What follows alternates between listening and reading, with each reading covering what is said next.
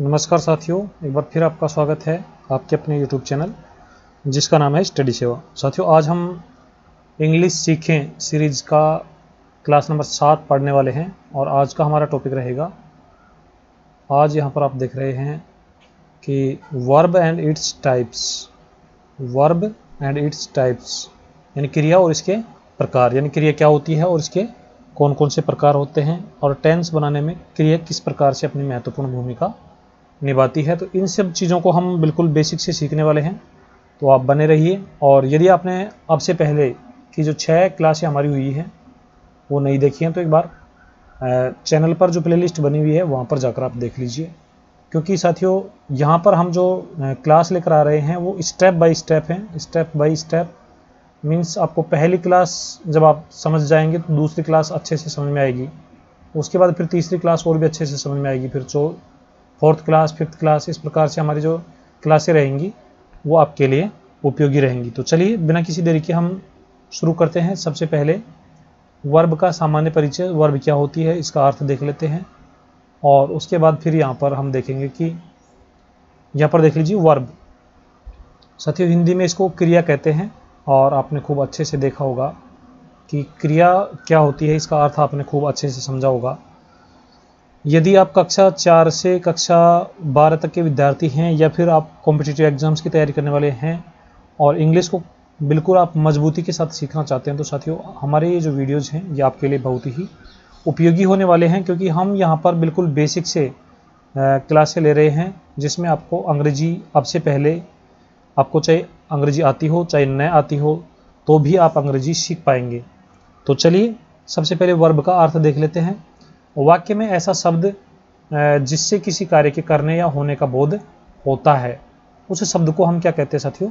क्रिया कहते हैं। जैसे कोई वाक्य है, राम अंग्रेजी पढ़ता है, राम अंग्रेजी पढ़ता है।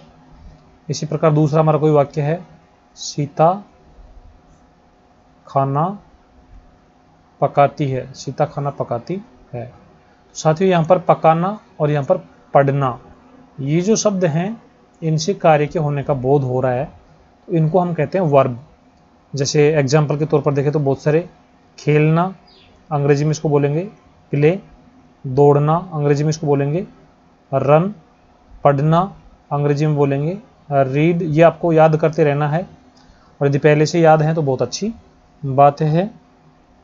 लिखना राइट, WRITE, खाना EAT ईट और नाचना DANCE। ये कुछ वर्ब हमने यहाँ पर एग्जाम्पल के तौर पर ली हैं। अब चलते हैं साथियों नेक्स्ट हमारा यहाँ पर जो टॉपिक है, एक बार आप कमेंट करके बता दें ये बातें आपको अच्छे से समझ में आ रही हैं या नहीं। और साथियों आपको ज़रूर लग रहा होगा कि सर बहुत ईजी पढ़ा रहे हैं, लेकिन यहाँ पर एक बार कंसेप्ट आपके बन गए तो समझ लीजिए अंग्रेजी आपकी सबसे पसंदीदा सब्जेक्ट में से एक हो जाएगी। अब हम पढ़ेंगे वर्ब के प्रकार। वर्ब जो है ये कितने प्रकार की होती है? ऐसे तो अलग अलग आधारों पर जब वर्गीकरण करते हैं तो वर्ब अलग अलग प्रकार की होती है, लेकिन अभी हम यहाँ पर केवल टेंस में जब हम वाक्य बनाते हैं तो उन वाक्यों में जो वर्ब प्रयुक्त होती है उसको हम यहाँ पर समझने वाले हैं। अलग अलग आधारों पर जो क्रिया है कई प्रकार की होती है। यहाँ पर हम टेंस में प्रयुक्त हेल्पिंग वर्ब और मेन वर्ब की यहाँ पर चर्चा करेंगे। साथियों मुख्यतः जब हम टेंस पढ़ते हैं तो 2 प्रकार की वर्ब की उल्लेख वहाँ पर किया जाता है। एक होती है हेल्पिंग वर्ब और एक होता है मेन वर्ब, क्योंकि जितने भी हम वाक्य बनाएंगे उनके स्ट्रक्चर आपने देखे होंगे। साथियों हम यहाँ पर बिल्कुल आपको फॉर्मूला फ्री इंग्लिश सिखाने वाले हैं, कोई स्ट्रक्चर नहीं सिखाएंगे। आपने देखा होगा कि जब हम साधारण वाक्य बनाते हैं तो सब्जेक्ट आता है, फिर हेल्पिंग वर्ब आती है, फिर मेन वर्ब लगाते हैं, उसके बाद में हम ऑब्जेक्ट लगाते हैं, उसके बाद में फिर ETC लगाते हैं। इस प्रकार से हम जो स्ट्रक्चर होता है उसमें हेल्पिंग वर्ब और मेन वर्ब बार बार प्रयुक्त होती है। तो सबसे पहले इनका अर्थ ही हम समझ लें कि हेल्पिंग वर्ब क्या होती है और मेन वर्ब क्या होती है। और हमारे बहुत सारे जो साथी हैं वो नहीं बता पाते हैं। कंपटीशन में जब सिंपल सा सवाल पूछ लिया जाता है तो भी काफ़ी गलती कर बैठते हैं। तो यहाँ पर देखते हैं मेन वर्ब क्या होती है। मेन वर्ब मुख्य क्रिया इसको बोलते हैं। यदि किसी वाक्य में केवल एक ही क्रिया होती है तो वह मुख्य क्रिया ही होती है। साथियों जब कोई अंग्रेजी का कोई वाक्य होता है और उसमें एक ही वर्ब हो तो वो जो वर्ब होगी वो मुख्य वर्ब ही होगी, अर्थात मेन वर्ब ही होगी, वो हेल्पिंग वर्ब नहीं हो सकती। जैसे यहाँ पर हमने एग्जाम्पल के तौर पर कुछ सेंटेंस लिए हैं।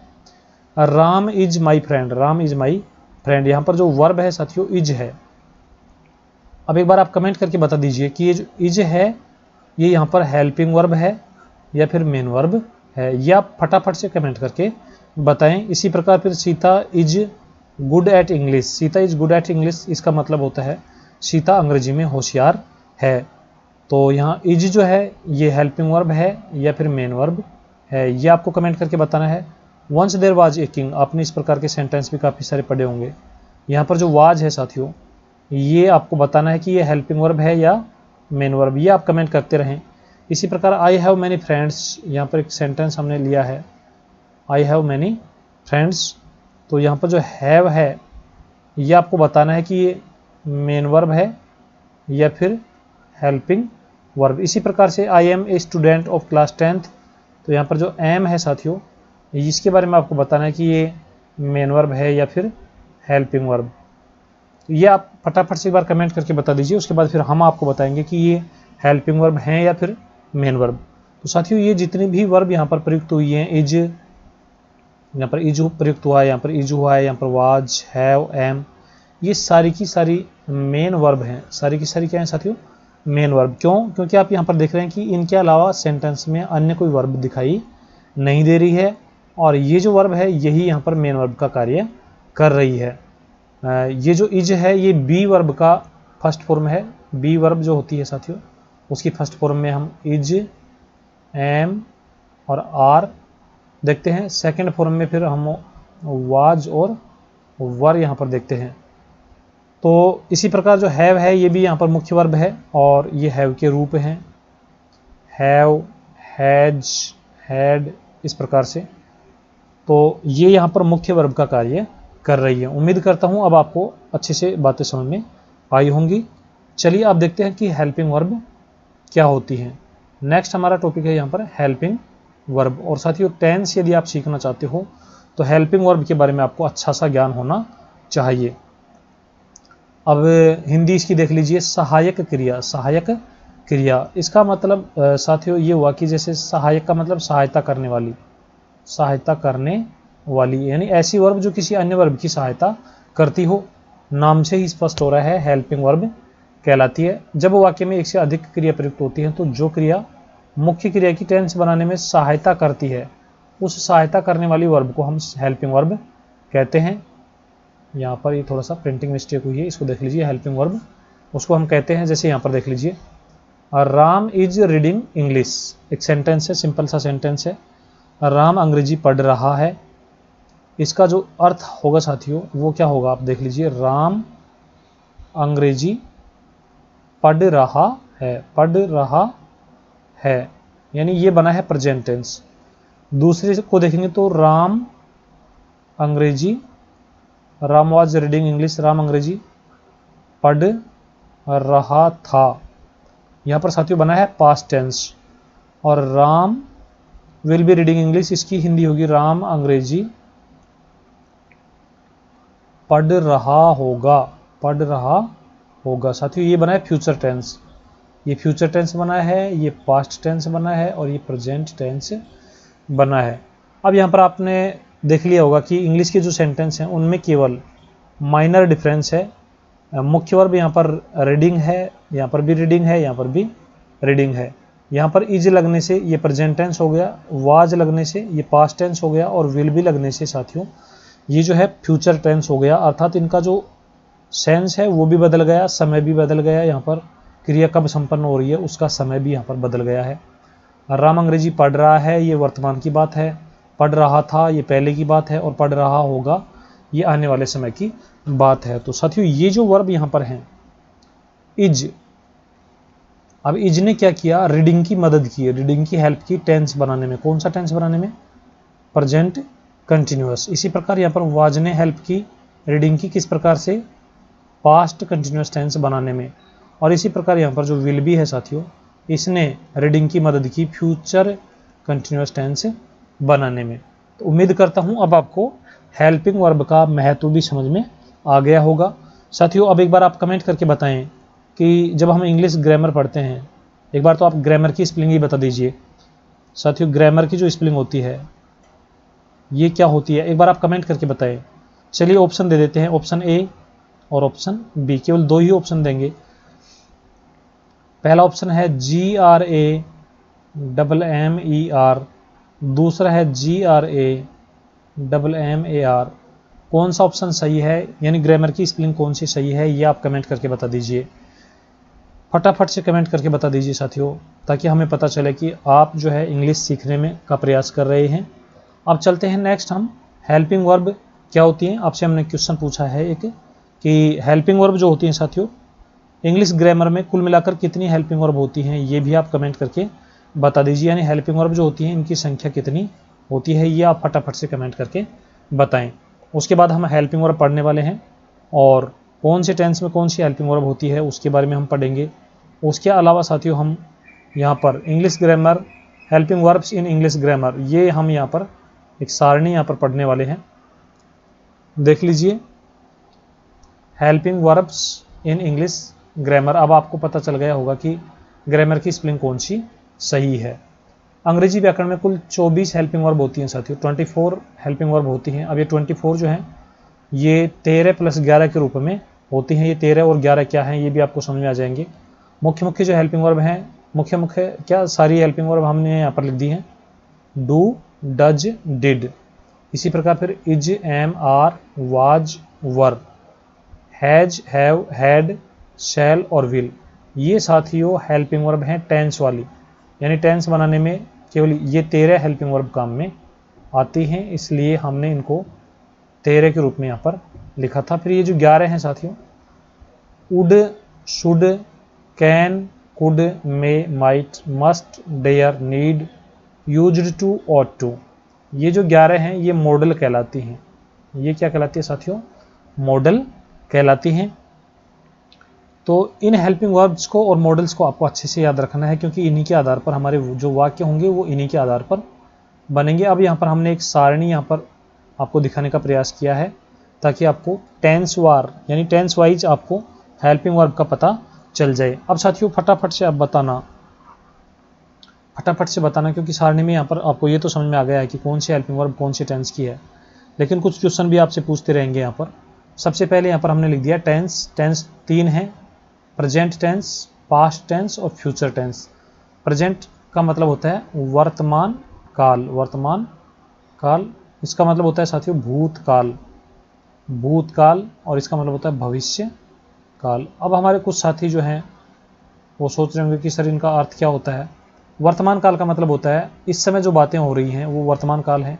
जो बातें बीत चुकी हैं यानी पहले के समय में हुई थी, जो समय गुजर चुका है, बीत चुका है, वो पास्ट टेंस होता है। और साथियों आने वाला जो समय है, आने वाला जो समय है ये भविष्यकाल में काउंट होता है। अब टेंस 3 होते हैं और फिर इनके जो पार्ट हैं साथियों ये हमने दर्शा दिए हैं। 4 पार्ट होते हैं प्रत्येक टेंस के। इंडेफिनेट या सिंपल, दूसरा होता है कंटिन्यूअस, तीसरा होता है परफेक्ट और चौथा होता है साथियों परफेक्ट कंटिन्यूअस। अब जैसे ये हमारा डिब्बा है, ये इधर से आएगा प्रेजेंट में, इधर से आएगा इंडेफिनेट या सिंपल में, तो ये हो जाएगा present indefinite tense, present indefinite tense, या फिर सिंपल प्रेजेंट भी हम इसको बोल देते हैं। इसकी जो मुख्य वर्ब हैं वो 2 हैं, एक है डू और दूसरा है डज। इसी प्रकार पास्ट इंडेफिनेट टेंस में है डिड, फ्यूचर इंडेफिनेट में है साथियों शैल और विल। इसी प्रकार कंटिन्यूअस की यदि हम बात करें तो इज, एम, आर ये तो प्रेजेंट कंटिन्यूअस में, वाज, वर ये पास्ट कंटिन्यूअस में, शैल बी और विल बी ये हैं फ्यूचर कंटिन्यूअस में। फिर परफेक्ट में हैज वाले चल जाते हैं, हैज, हैव, यहाँ पर हो जाएगा हैड, यहाँ पर शैल हैव और विल हैव। यहाँ पर केवल बीन और जुड़ गया है साथियों, हैज बीन, हैव बीन, यहाँ पर हैड बीन और यहाँ पर शैल हैव, विल हैव और उसके साथ बीन और जुड़ गया है। अब आप एक याद कैसे रखेंगे वो थोड़ा सा बता देते हैं, और कौन सी हेल्पिंग वर्ब एक वचन के साथ कौन सी बहुवचन के साथ आएगी ये भी आपको बता देते हैं। उसके बाद आपको याद रखने का झंझट खत्म हो जाएगा। बार बार जो फॉर्मूले हम रटते हैं कि ही, शी, इट और एक वचन के साथ ये हेल्पिंग वर्ब आएगी, वो सब हम यहाँ पर काफ़ी क्लेरिफाई करने वाले हैं। तो यहाँ पर सबसे पहले फ्यूचर की हेल्पिंग वर्ब देख लीजिए। यहाँ पर शैल और विल होती हैं। नेक्स्ट जब हम कंटिन्यूस में जाएंगे तो बी शब्द और जुड़ गया है, shall be will be. Perfect में जाएंगे तो हैव शब्द जुड़ गया है, शैल हैव विल हैव। और परफेक्ट कंटिन्यूस में जाएंगे तो साथियों बीन और जुड़ गया है, शैल हैव बीन और विल हैव बीन। तो इस प्रकार से आप याद रख सकते हैं। फिर प्रेजेंट और पास्ट वाली जो हेल्पिंग वर्ब हैं, प्रेजेंट इंडेफिनेट में डू डज, इसी प्रकार पास्ट इंडेफिनेट में डिड, यानी ये डू के रूप हैं। फिर ये बी के रूप हैं कंटिन्यूस में, इज एम आर, और ये वाज वर। इसी प्रकार हैव के रूप हैं, हैज हैव और हैड, और यहाँ पर बीन आपको जोड़ देना होगा। अब देखिए एक वचन के साथ कौन सी हेल्पिंग वर्ब और बहुवचन के साथ कौन सी हेल्पिंग वर्ब काम में आती है। साथियों एक वचन को हम बोलते हैं, एक वचन को हम इंग्लिश में बोलते हैं सिंगुलर नंबर, सिंगुलर नंबर, और बहुवचन को बोलते हैं प्लूरल। ये तो आपको अच्छे से पता होगा। एक वचन में कौन से आते हैं, एक ही सब्जेक्ट के बारे में जब हम बात करते हैं, एक व्यक्ति के बारे में बात करते हैं, किसी एक कर्ता के बारे में बात करते हैं जिसमें एक संख्या दर्शाई जाती है, वह सिंगुलर होता है, एक वचन होता है। यदि एक से ज़्यादा की बात होती है तो वो प्लूरल होते हैं। जैसे हम बात करें, एक बार थोड़ा नीचे चलकर समझ लेते हैं। यहाँ पर हम एक वचन कौन से होते हैं, बहुवचन कौन से होते हैं। यहाँ पर देख लीजिए सिंगुलर, और ये होते हैं साथियों प्लूरल। सिंगुलर बोले तो एक वचन, एक वचन, और प्लूरल का मतलब है बहुवचन। ये भी काफ़ी इंपॉर्टेंट कंसेप्ट है। जैसे आई है, आई का मतलब मैं होता है, तो साथियों ये एक व्यक्ति के लिए आ रहा है। वी है, वी का मतलब होता है हम, तो ये एक से अधिक व्यक्तियों के लिए काम में आता है। तो कोई वर्ड यदि कोई संज्ञा सर्वनाम जब एक व्यक्ति के लिए प्रयुक्त होती है, जैसे ही, तो ही है, ही का मतलब होता है वह है, एक व्यक्ति के लिए है। और यहाँ पर यदि हम लिख दें दे, तो साथियों दे का मतलब होता है वे, तो ये एक से ज़्यादा व्यक्तियों के लिए है। इसी प्रकार यू जो है हमारा, यू का मतलब होता है तुम, और ये हमेशा प्लूरल में होता है। साथियों हम लिखें प्लेयर, PLAYER, प्लेयर, प्लेयर का मतलब खिलाड़ी, और प्लेयर्स PLAYERS, प्लेयर्स, ये हो गया बहुवचन। तो ये तो बहुवचन में हो जाएगा, ये एक वचन में हो जाएगा। इस प्रकार आपको ध्यान रखना है। अब इनको याद कैसे रखेंगे, कौन सी हेल्पिंग वर्ब एक वचन के साथ, कौन सी हेल्पिंग वर्ब बहुवचन के साथ। तो साथियों सिंगुलर में आता है एस, सिंगुलर में क्या आता है, एस। तो बस आप इतना सा याद रख लीजिए कि जिन हेल्पिंग वर्ब्स के अंत में एस आता है वे सब किसके साथ आएंगी, सिंगुलर के साथ, और बाकी सब किसके साथ आएंगी, प्लूरल के साथ। यहाँ पर देख लीजिए, एक बार हम देख लेते हैं। यहाँ पर ये सिंगुलर के साथ, क्योंकि यहाँ पर एस यहाँ पर आ रहा है, तो ये सिंगुलर के साथ आएगी, एक वचन के साथ आएगी। यहाँ पर एस आ रहा है, तो साथियों ये भी सिंगुलर के साथ आएगी, एक वचन के साथ आएगी। यहाँ पर एस अंत में है, तो ये भी सिंगुलर के साथ आएगी, एक वचन के साथ आएगी। यहाँ पर एस दिया हुआ है अंत में, तो ये भी एक वचन के साथ आएगी। अब एक वचन की बात करें तो ही सी, कोई भी नाम है, एक वचन सब्जेक्ट होगा उसके साथ। और अब जैसे साथियों डिड है, तो यहाँ पर तो हेल्पिंग वर्ब भी अकेली है, तो एक वचन के साथ भी यही होगी और बहुवचन के साथ भी यही आएगी। इसी प्रकार यहाँ पर हैड है, तो ये एक वचन के साथ भी आएगी, बहुवचन के साथ भी आएगी। क्योंकि साथियों यहाँ पर आप देख रहे हैं कि यहाँ पर अकेली हेल्पिंग वर्ब है हैड, तो सभी के साथ यही प्रयुक्त होगी। यहाँ पर भी हैड बीन अकेली है, तो ये सभी के साथ प्रयुक्त होगी। अब यहाँ पर एम की यदि हम बात करें तो आपने देखा होगा आई एम, इस प्रकार से आपने वाक्य बोलेंगे तो आई के साथ आता है एम, यानी जो एम है ये केवल और केवल आई के साथ आएगा। फिर बहुवचन के साथ आर आएगा। बहुवचन के साथ कौन आएगा साथियों, आर। यहाँ पर बहुवचन के साथ कौन आएगा, हैव। यहाँ पर बहुवचन के साथ कौन आएगा, हैव बीन। और हैज बीन जो है साथियों ये आएगा एक वचन के साथ। अब यहाँ पर फ्यूचर की यदि हम बात करें तो शैल जो है साथियों, शैल ये आएगा आई के साथ और वी के साथ, और बाकी के साथ कौन आएगा साथियों, विल। शेष जितने भी सब्जेक्ट होंगे उनके साथ आएगा विल। यहाँ पर कंटिन्यूस, फ्यूचर कंटिन्यूस में भी आई और वी के साथ शैल भी, और बाकी के साथ विल भी। बस ये याद रख लीजिए, यानी शैल जहाँ पर आ गया वो आई और वी के साथ। अब साथियों याद कैसे रखेंगे, जैसे कोई शैल है, आपके पास कोई शैल है, घड़ी का शैल है या अन्य किसी चीज़ का शैल है, तो आप क्या सोच रहे हैं कि इसको कौन रखेगा, या तो मैं रखूँगा, शैल को कौन रखेगा साथियों, या तो मैं रखूँगा या फिर हम रखेंगे। बस और किसी को नहीं देंगे। तो आप ऐसे याद रख सकते हैं कि ये जो शैल है साथियों, ये या तो आई के साथ आएगा या फिर वी के साथ आएगा, बाकी के साथ कौन आएगा, विल। इस प्रकार से आप याद रख सकते हैं। लेकिन प्रेजेंट, ये हमारा जो प्रेजेंट टेंस है, इसमें थोड़ा सा आपको सावधानी रखनी है। यहाँ पर आई एक वचन है, लेकिन आई के साथ यहाँ पर डू आएगा, यहाँ पर आई के साथ एम आता है, और यहाँ पर आई के साथ हैव आएगा साथियों, और यहाँ पर आई के साथ हैव बीन आएगा। ये आप एक्सेप्शन याद रख लीजिए या कैसे भी याद रख लीजिए, या फिर आप ऐसे याद रख लीजिए, मजाक के तौर पर आपको समझाने के लिए बताते हैं। हम बोलेंगे I am done, I am done. तो अब साथियों आई एम डॉन, अब आपको लग रहा है कि आई जो है ऐसे लग रहा है जैसे डॉन हो और एक व्यक्ति न होकर ये कई व्यक्तियों के बराबर का हो। तो ये जो बात है साथियों वर्तमान में ही लागू होती है, पहले ऐसी बातें नहीं होती थी। तो आई को आप बहुवचन वाली कैटेगरी में यहाँ पर शामिल करेंगे, कौन से टेंस में, प्रेजेंट टेंस में। लेकिन पास्ट टेंस की यदि हम बात करें तो आई के साथ वाज ही आएगा। यहाँ पर वाज जो है ये आई के साथ आएगा, वर जो है बहुवचन के साथ में आएगा। उम्मीद करता हूँ ये बातें आपको अच्छे से समझ में आई होंगी। एक बार आप कमेंट करके ज़रूर बताना कि हमारा ये इंग्लिश सीखो सीरीज आपको कैसी लग रही है।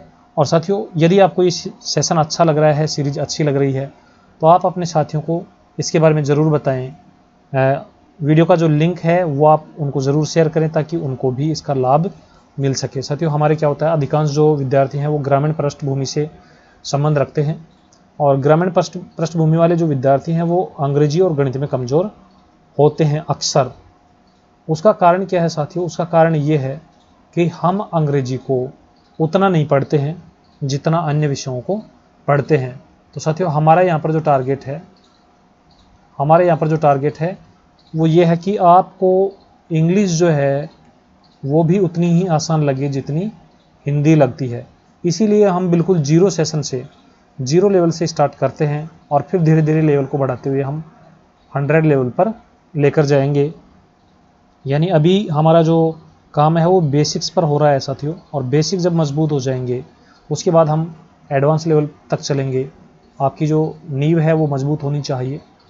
और साथियों आपका इन चीज़ों को पढ़ने से आपका इंटरेस्ट जो है वो क्रिएट होगा इंग्लिश के प्रति, और जब आपका किसी भी विषय में रुचि जागृत हो जाती है तो वही विषय फिर आपको आसान लगने लगता है।